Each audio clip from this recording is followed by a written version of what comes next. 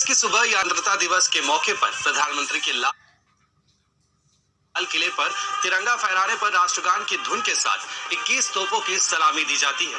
लेकिन ऐसा पहली बार होगा जब सलामी के लिए स्वदेशी होवित्जर तोप का इस्तेमाल किया जाएगा। मतलब इस बार 25 पाउंडर ब्रिटिश तोपों के साथ देश में बनी ATAGS यानी advance towed artillery gun system तोपों की गूंज भी सुनाई देगी।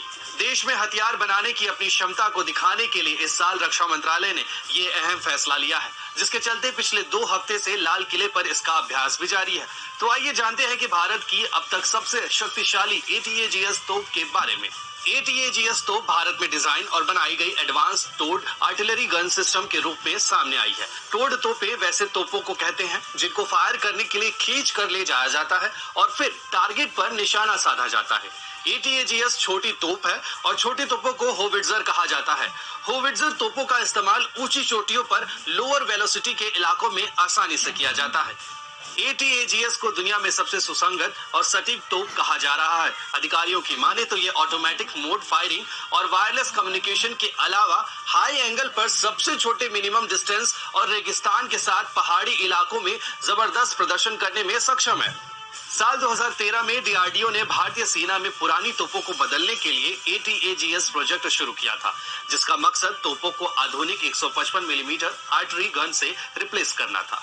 ATAGS में एक barrel, breech mechanism, automatic brake और रिकॉइल मैकेनिज्म होता है। इससे 155 मिलीमीटर कैलिबर गोले को 48 किलोमीटर की रेंज तक फायर किया जा सकता है। लंबे समय तक विश्वसनीयता और न्यूनतम रखरखाव सुनिश्चित करने के लिए इसमें एक ऑल इलेक्ट्रिक ड्राइव है।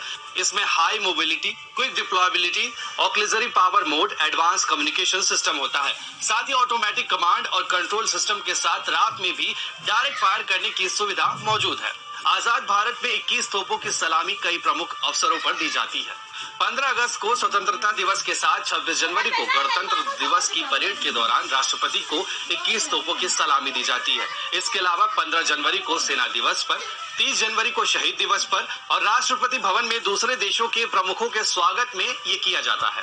यहाँ तक कि जब किसी को राजकीय सम्मान दिया जाता है तब भी 21 तोपों की सलामी दी जाती है। तो ये